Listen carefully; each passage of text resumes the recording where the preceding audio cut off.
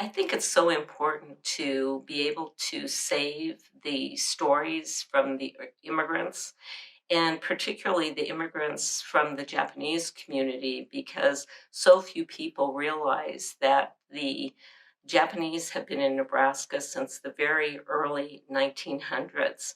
And their history is one of some incidences of prejudice, but also of people who supported them and helped them along the way.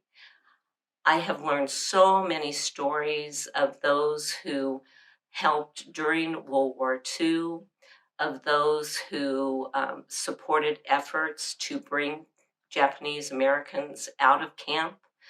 I've learned so much about the early immigrants and the work that they did.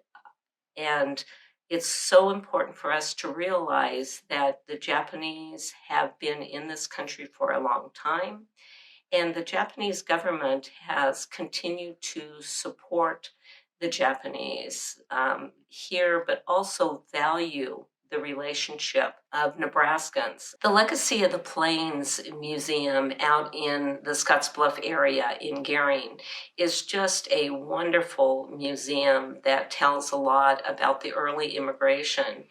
And they have been so instrumental in helping us to bring the Japanese Hall that was in Scottsbluff for 90 years and bring it to the Legacy of the Plains Museum in order to preserve this immigrant history. And it is so important for us to remember those that went before us. I believe that this project is very important.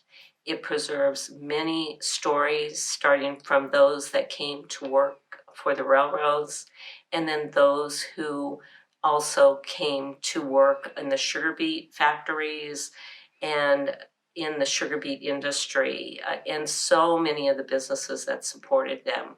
So it's a very important history to be able to preserve.